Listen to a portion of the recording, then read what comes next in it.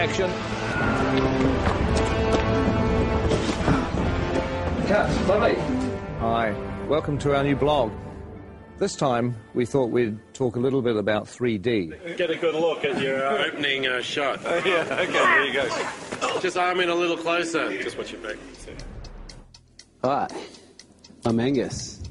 Welcome to the world of 3D. Shooting The Hobbit in 3D is a dream come true. I mean, if I had the ability to shoot Lord of the Rings in 3D, I certainly would have done it. What I actually did on the Lord of the Rings is I had a 3D camera taking 3D photographs. Hopefully, one day, maybe even on 3D Blu-ray, we might be able to actually show you some of the 3D photos from 10 or 12 years ago. It's 3D and I've got reading glasses. It's all good. But now, the reality is that it's not that difficult to shoot in 3D. I love it when a film draws you in and you become part of the experience. And 3D helps immerse you in the film. The essence of our camera system is a camera called the Red Epic. Really, it's this thing that enables us to shoot 3D on The Hobbit. But of course, to shoot 3D, you actually need two cameras. The problem that we have in the cinema world is that the lenses that we use are so large that we cannot get an interocular similar to a human's, which is the separation between your eyes. For us to get the two cameras as close together as possible, they have to shoot into a mirror. We have to use a mirror system, which is a rig that's designed by a company called Reality.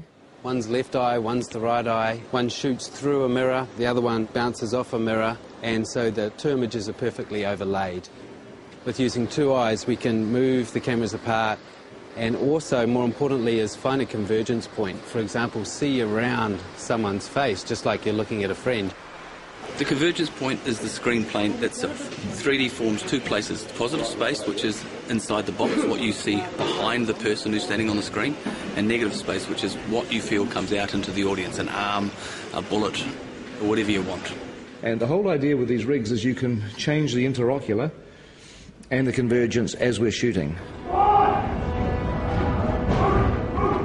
We can see that separation on a 2D screen with a left and a right eye overlay. So we can do this live throughout a shot, changing our 3D effect the whole way through. Roll sound. We're watching the movie in 3D as we make it. It looks so good. You almost feel like you're in it. A lot of people have an image of 3D being big and cumbersome, and that's true. But we've got a lot of different rigs that we've built for different purposes. It's actually easier in this weird 3D world to have different camera systems for different uses. So this is a camera that we built to go on a crane that can move around and it never comes off the crane. This is the TS5 in a handheld mode. It's our main workhorse camera. It's light, it's small, so it allows Peter to get into very tight, narrow corridors and caves as if he would with a 2D camera. Oh, yes, yes, yes. You know, mobile camera work has always been very important for the films that I've made, and the last thing I wanted to do when we went to 3D was to restrict or change the shooting style. So with the camera doing the help as well, you don't need me to do much. It was very important for The Hobbit that we feel like the same filmmakers have gone back into Middle-earth to tell a new story. We're shooting at the same speed as you'd shoot 2D. Dollies, cranes, Steadicam, we put it on the shoulder and we shoot handheld. The same as we would always shoot a movie.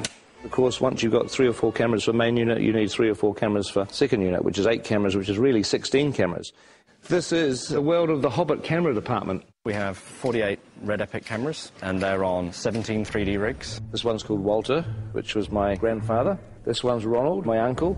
Emily was Fran's grandmother. Perkins was actually Fran's dog. Witchy Poo, Frank, Bill is my dad. Fergus is the name of one of our pugs. Tricky Woo, that's the name of Pekingese. Stan is another one of our pugs. There's cameras called John and Paul, George and Ringo, who are not relations of mine. Are we having fun? Yay! We're not shooting film, we shoot digitally. We shoot onto these cards, which slot in the side of the camera. And each one of these is 128 gig. On top of that, you're shooting at 5K resolution. A very sharp, clear image. Needs like a chart, but, you know, like 5K's there, 4K's about there, and then your 1080, Home TV is down here, so it gives you sort of an idea of the amount of information that we're actually capturing on these. Let's do another one of those. 48 frames, yes. Yep. We're shooting the Hobbit at a higher frame rate, at 48 frames per second, which is twice the normal 24 frames. The human eye sees 60 frames a second, so 48 frames is more of a natural progression toward giving the viewer what they would actually see in the real world. The people who have seen scenes of The Hobbit at 48 frames a second often say that it's like the back of the cinema has had a hole cut out of it where the screen is, and you're actually looking into the real world. Once you add stereo, and it gives you that extra ability to control depth, you can devise ways in which it can become part of the storytelling of the film. For instance, in Mirkwood, we really play on the fact that it's a forest that's kind of hallucinogenic almost. It draws you in.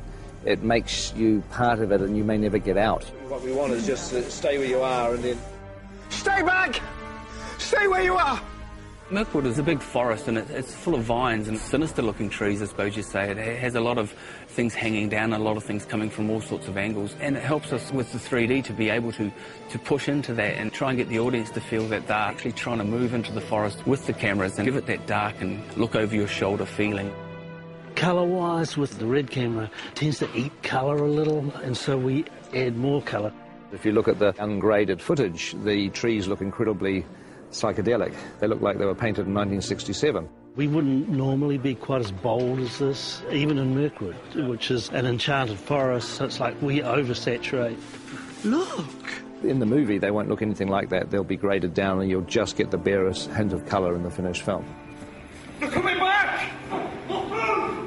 3D 48 frames is pretty unforgiving, and we have to change our whole way to go about coloring these things, because what we found out in early tests that if there wasn't enough red in these pieces, they would punch up yellow and react differently than normal skin with blood running through it. So here's an example. This is Graham McTavish as Dwalin, and we've had to add a lot of red tones to his makeup. So if you notice, if you stick your hand up next to your face, how incredibly pale this man is right now.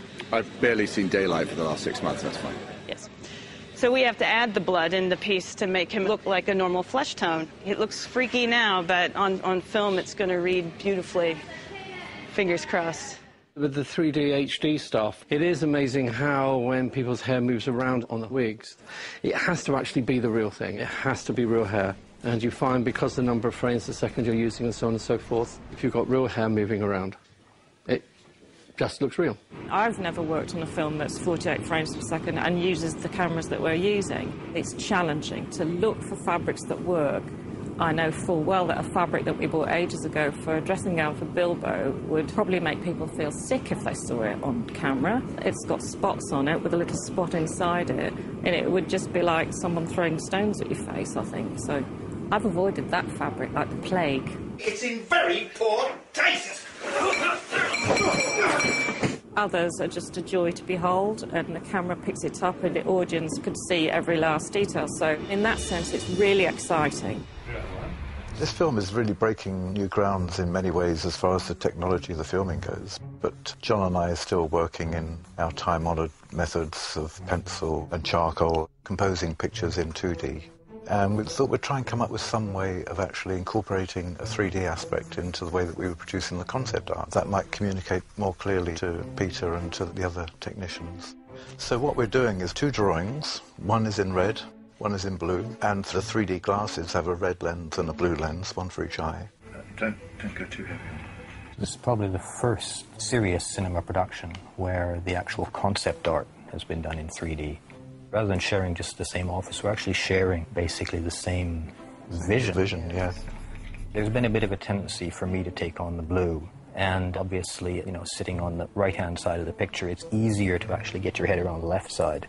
It doesn't make sense when you try and explain it like that. It's a huge help for Peter because we're actually proposing the full depths. I mean, it means Peter has to wear glasses when he looks at our art, but... Yeah. My God, coming at you, look at that. Woohoo! If you happen to have a pair of glasses like these at home, you should be able to see the artwork in 3D. You look great. Very three-dimensional. You've definitely improved. I know. So I hope you found this blog interesting. I know it's a little frustrating because just about everything we've been talking about you can't actually see at the moment. You can't see the 3D, you can't see the 48 frames, you can't see the 5K, but you will. December 2012, you'll finally get a chance to see what we've been talking about. Anyway, I've got to get back to set. It looks like they're almost ready for me down there. We're actually shooting today, as you can see, in a pine forest, but it's not really a pine forest. It's a polystyrene and plaster pine forest. But very shortly, we're going to be leaving the studio and moving on to locations for a few months. So the next time we see you will be from a location somewhere in New Zealand. Catch up with you soon.